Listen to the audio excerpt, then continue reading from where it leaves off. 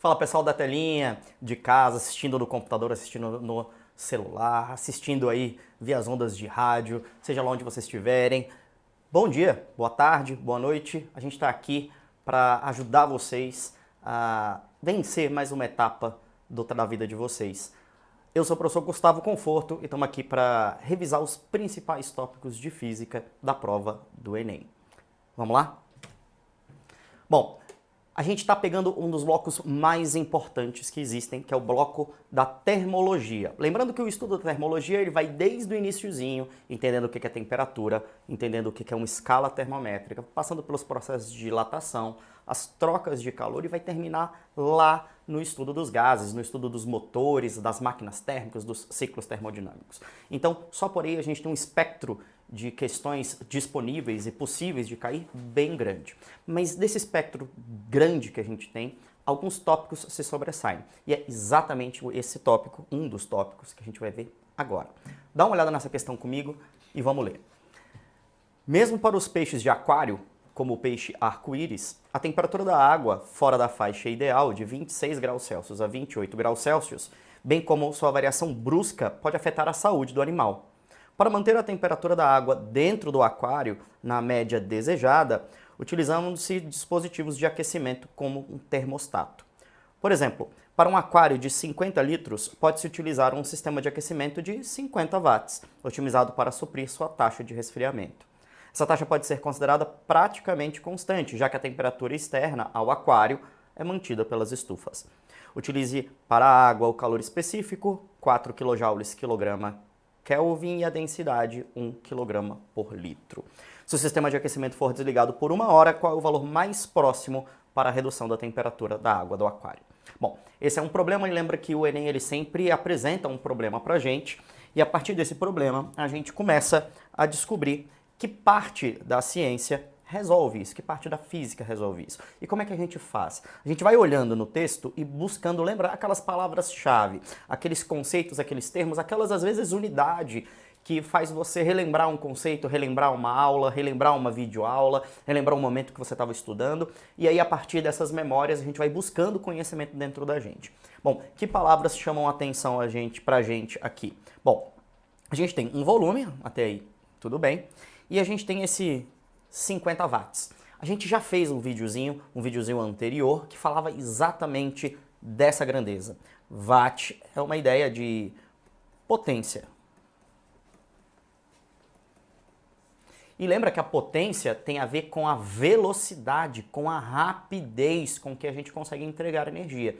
Lembra, uma coisa é quanto de energia eu preciso para que alguma coisa aconteça, para que um evento aconteça, para a água esquentar, para a sala esfriar, lembra que a gente pode acrescentar ou retirar energia. Outra coisa é quanto tempo vai demorar para isso acontecer. Bom, se eu colocar uma panela de água no fogo e eu quero que essa água ferva, bom, se eu colocar num fogo baixinho ou num fogo intenso, a água vai ferver. A diferença é que uma vai ferver em 2 minutos, a outra vai ferver em 5 minutos. Então, a energia está sendo entregue. O problema é quanto tempo, quantas parcelas você vai demorar para quitar essa conta inteira. Lembra que, por ser uma unidade de velocidade, uma rapidez, a gente sempre escreve rapidez como sendo delta t. Delta S sobre delta t, por exemplo, na rapidez com que eu mudo a minha posição de velocidade. Delta V sobre delta t, a rapidez com que eu mudo a minha velocidade, que a gente chama de aceleração. E aqui é um delta E sobre um delta t. Então, em velocidade, a gente fala metros por segundo.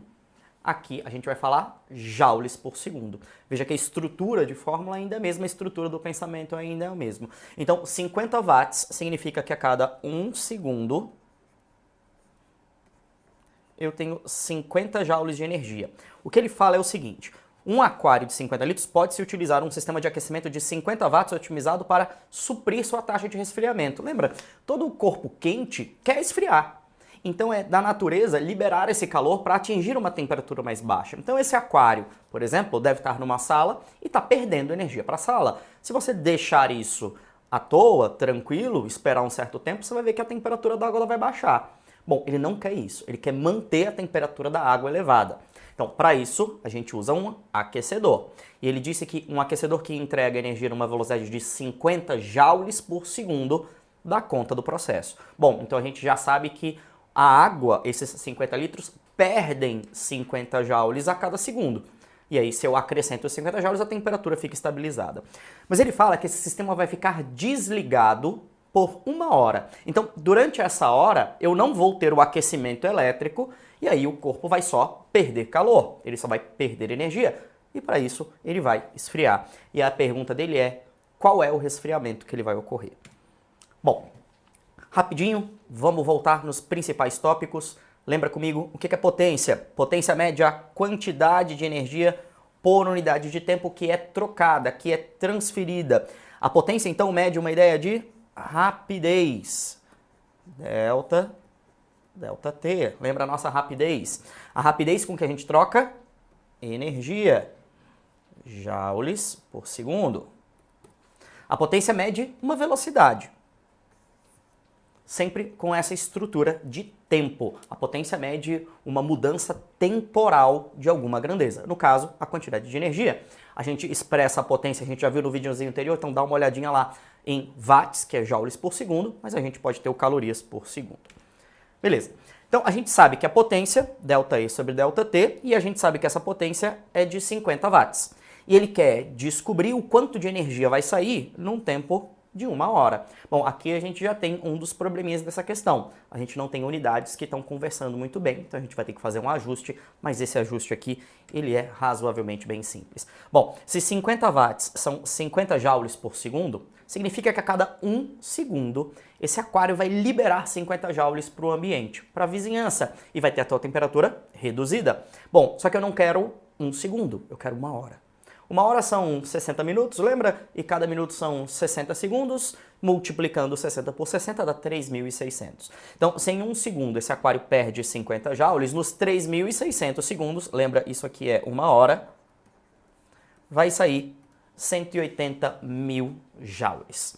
Então, o aquário vai perder 180.000 joules nesse processo e a gente vai ver alguma coisa acontecer com ele. Bom, a gente está falando basicamente de energia e para essa energia em específico a gente dá um nome em física. A gente chama de calor. Poderia ser energia elétrica, poderia ser qualquer outra coisa, tá? Mas quando a energia trocada entre dois corpos é devido a uma diferença de temperatura, essa energia em trânsito é chamada de calor. Então, o calor é a energia que flui entre um sistema e sua vizinhança, entre A e B, entre eu e a sala, entre o meu corpo e o ar dessa sala, ou entre o ar que está dentro do ar-condicionado e o motor, e o que está dentro da serpentina do ar-condicionado, para fazer a temperatura baixar. Então, o calor é a quantidade de energia trocada entre dois corpos, quaisquer, dois objetos que estão em contato, em virtude de uma diferença de temperatura entre eles. Esse movimento do calor, esse movimento de energia tem um sentido preferencial. A gente diz que o calor flui espontaneamente do sistema de maior temperatura para o sistema de menor temperatura, do mais quente para o mais frio. Mas lembra, o espontaneamente, não é obrigado isso acontecer. Lembra que a sua geladeira faz exatamente o contrário, a sua geladeira esfria, você bota alguma coisa quente e ela vai abaixar a temperatura, jogando isso para fora. Bom, o contrário pode acontecer, mas será um movimento forçado, necessitando um trabalho externo para acontecer. Por exemplo, você tem que pegar a sua geladeira e colocá-la na tomada. Se você não colocar na tomada, bom, ela entra em equilíbrio térmico, ela acaba esquentando. É natural acontecer isso. Bom, a quantidade de calor que é recebida por um sistema, a gente vai dar um símbolo de mais. Estou ganhando energia, o sistema está ganhando energia. Bom, a quantidade de calor que sai perdida, como o caso agora, ele está perdendo calor, a gente vai associar um sinal negativo para elas. Suas unidades são as de energia. Calor é energia. Calor é um tipo de transferência de energia. Então, as unidades que a gente vai usar para expressar o calor são todas as unidades de energia que a gente tem. Lembra? O joule é a unidade do Sistema Internacional. Em calorimetria, caloria. E o BTU. Depois dá uma olhada nos videozinhos que a gente tem aqui. Eu tenho uma questão que fala só sobre essa unidade de BTU. Corre lá e dá uma conferida. Bom, se você precisar trocar entre unidades, não se preocupa. Como a correlação entre caloria e joule não é exata, sempre que você precisa fazer essa conversão, o examinador ele te fala qual é o valor que você tem que adotar. Então, algumas provas vão botar aqui uma caloria da 4 joules, porque ele não quer que você tenha muito trabalho, às vezes 4.2, ele quer ter um pouquinho de trabalho, 4.18 se ele quer que a sua vida vire um inferno. Bom, segue o baile, olha lá na questão, se você precisar fazer, vai estar lá para você. Bom, agora o calor, por ser um conceito trivial e talvez usual, coloquial na nossa vida cotidiana, ele apresenta uns certos problemas. É muito comum a gente pegar um conceito físico, ou de biologia ou de química, e aplicar de maneira displicente de forma que ele acabe perdendo o conceito original. Com calor isso é muito comum e a gente tem que ficar sempre atento com isso. Quais são os conceitos errôneos que a gente tem acerca do calor? Bom, o calor é semelhante ao trabalho. Lembra, trabalho em mecânica? Eu vou empurrar alguma coisa e essa coisa vai ganhar velocidade? Bom, o calor é semelhante a isso. Calor e trabalho são métodos, são maneiras que a gente tem de transferir energia entre dois sistemas. Por isso que eles são calculados na mesma unidade, por isso que a gente pode somar, por isso que a gente pode comparar. A gente transfere a mesma coisa com processos diferentes, entende? Mas o volume de quantidade a ser trocado é o mesmo. Eu estou entregando energia ou tirando energia. Por isso, pelo fato do calor ser uma quantidade trocada, eu troquei calor, não podemos dizer que um sistema tenha calor como uma quantidade de calor ou de trabalho. Em lugar disso, dizemos que ele pode transferir certa quantidade de energia como calor ou trabalho. Aquela expressão de, eu tô com calor, isso fisicamente está errado. Você recebeu o calor, você ganhou o calor, mas quando esse calor entra, é uma quantidade de energia que você tem. Você tem um excesso de energia, você não está conseguindo perder a quantidade de energia que você está produzindo porque você fez um esforço físico, aumentou a temperatura corpórea, aumentou a sua energia, a sua quantidade de energia que está dentro, lembra? A quantidade de energia que está dentro interna. Bom, você vai ter que jogar essa energia para fora, uma das maneiras é via calor, tá?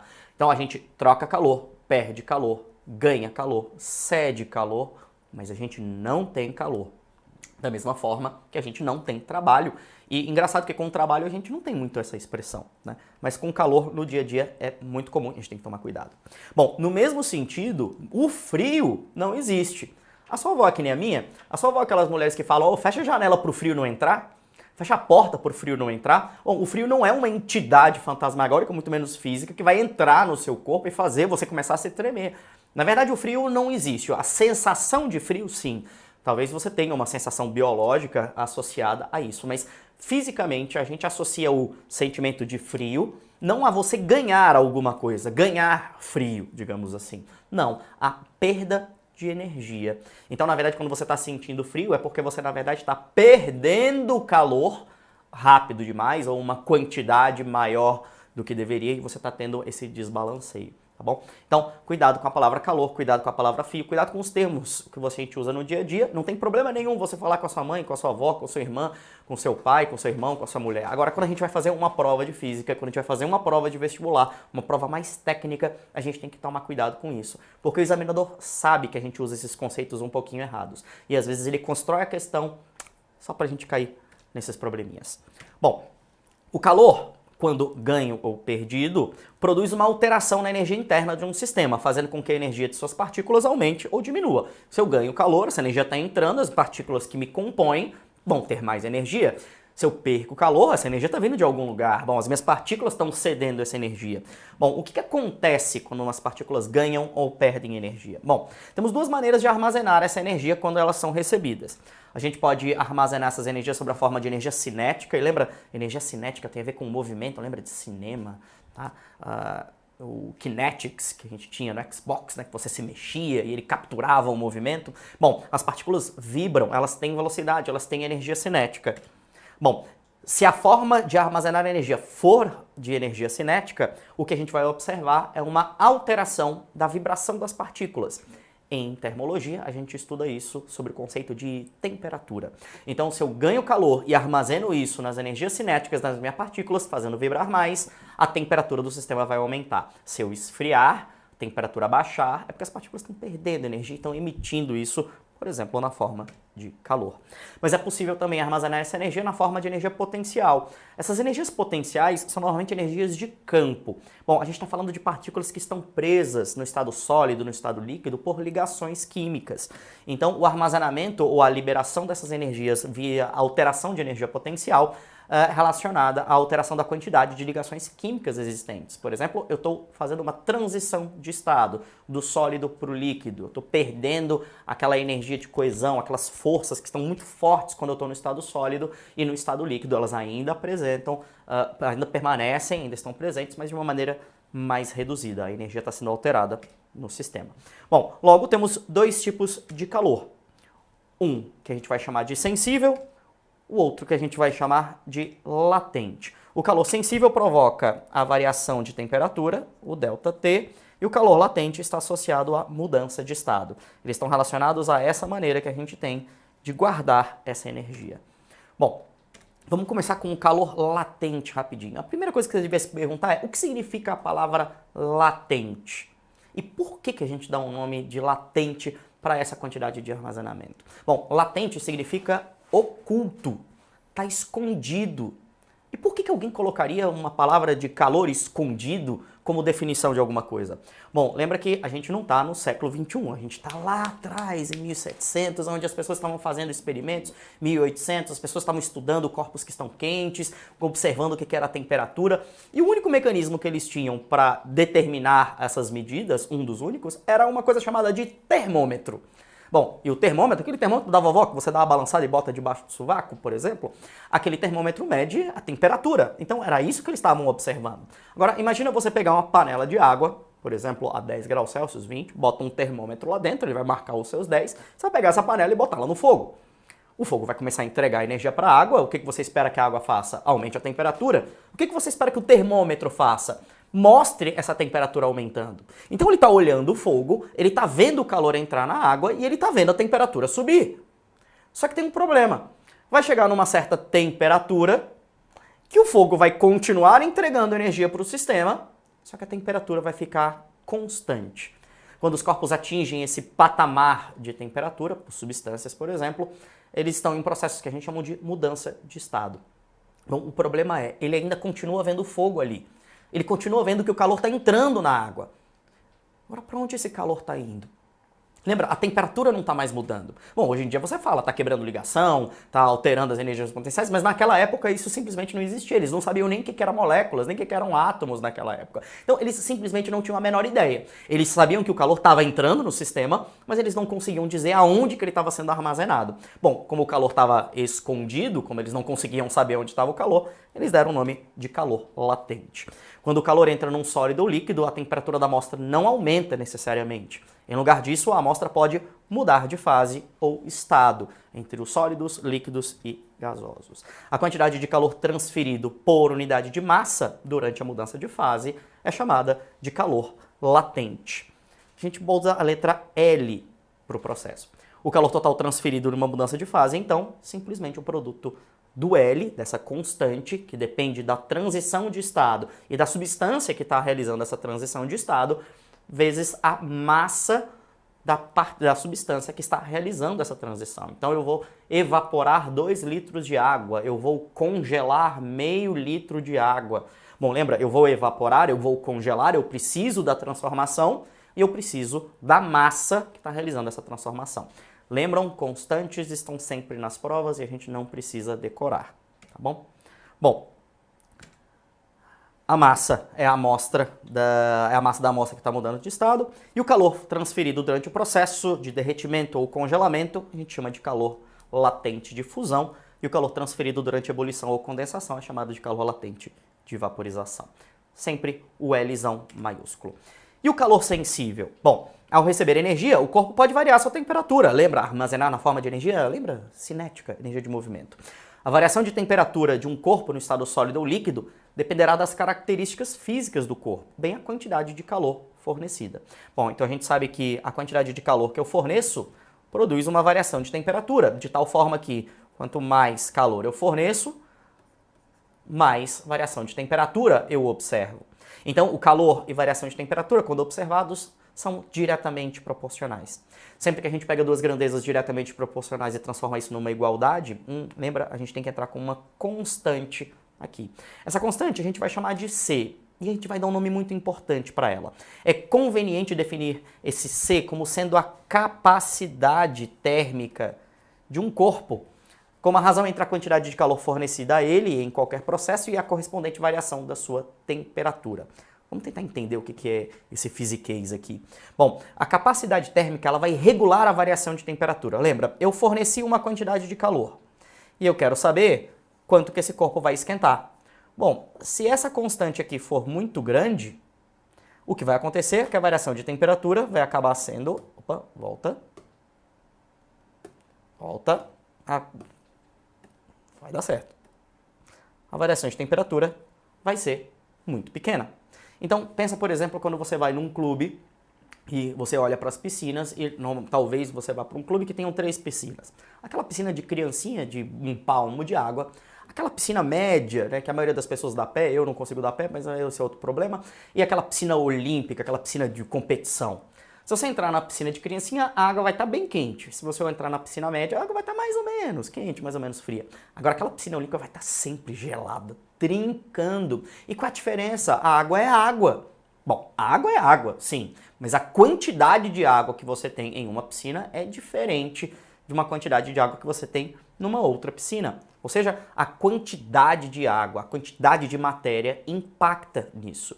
E essa quantidade de matéria vai estar condensada no conceito de capacidade térmica.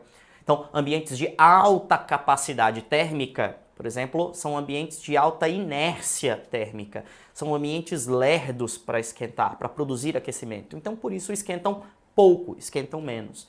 Bom, corpos de baixa capacidade térmica tendem a esquentar mais, tendem a ter altas variações de temperatura. É fácil produzir variações de temperatura para ele. E a massa da substância é fundamental para definir a capacidade térmica. Uma piscina de criança é mais quentinha, não é porque os meninos fazem xixi na piscina, é só porque tem menos água. Então é mais fácil para o ambiente aquecer aquela piscina do que aquecer a piscina grande.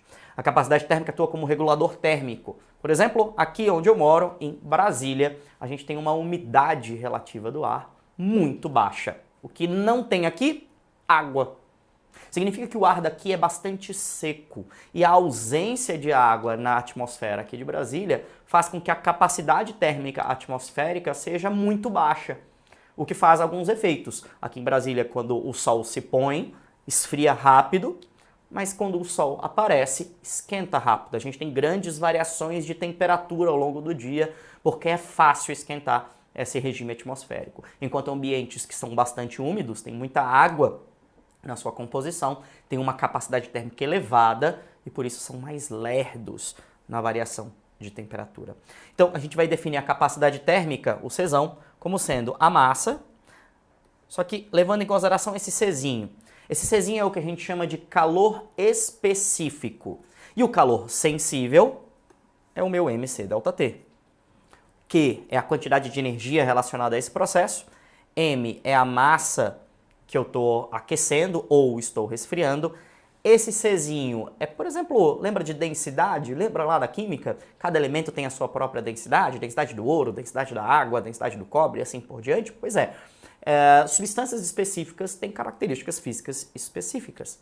Bom, substâncias específicas têm calor específico bem definido. Então esse Czinho vai ser tabelado, de novo, constantes, a gente não precisa sair decorando, se a gente tiver que usar, ele vai dar, como ele deu na questão, e também depende do meu ΔT. Olha eu apertando esse botãozinho de novo, mas uma hora a gente vai conseguir.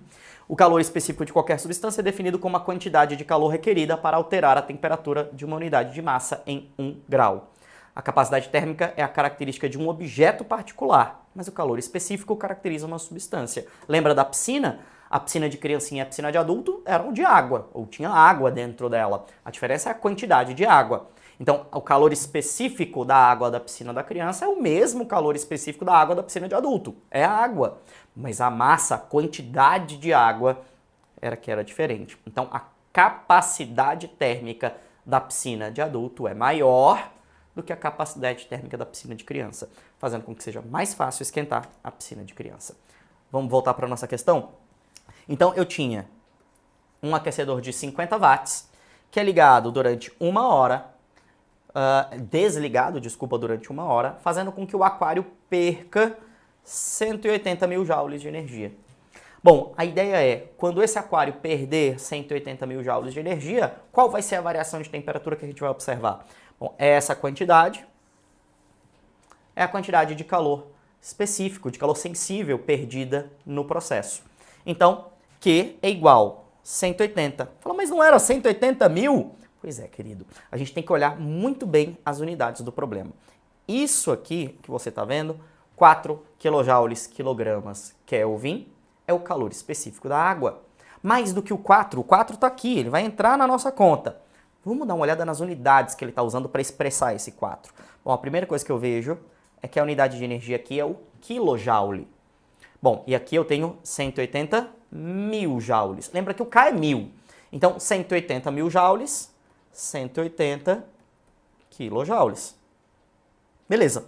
Então, eu tenho 180 quilojoules. O primeiro peguinha do Enem, a gente tem que tomar cuidado com essas unidades. É igual a massa. Bom, eu tenho 50 litros de água, só que ele fala que 1 litro de água vale 1 quilograma. Então, se eu tenho 50 litros de água esfriando, eu tenho 50 quilogramas esfriando. 50. 4, a grandeza que ele me deu, o calor específico da água que ele está me dando.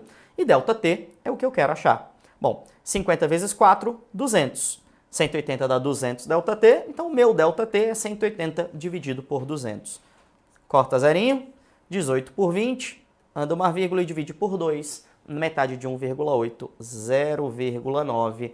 E a gente tem a resposta da questão. Se você desligar esse aquecedor durante 1 hora, o aquário vai perder 180 mil joules e, sendo ele feito de água, com 50 litros, vai esfriar quase 1 grau Celsius. 0,9 graus Celsius especificamente. Vamos olhar a relevância desse tópico? De novo, nos últimos 10 anos, a gente tem uma concentração bem grande dos tópicos de termologia e dentro dos tópicos de termologia, calorimetria é um tópico vencedor. Então, se você quiser se preparar para o Enem, dá uma olhada nessa aula, anota de novo, revê de novo, vê mais lento, vai fazendo as suas anotações, vai se perguntando, que a gente vai ajudando vocês. Meu nome é Gustavo Conforto, eu sou professor de Física do Colégio Único e eu estou aqui para ajudar vocês. É um prazer tê-los aqui, a gente se vê depois. Beijão!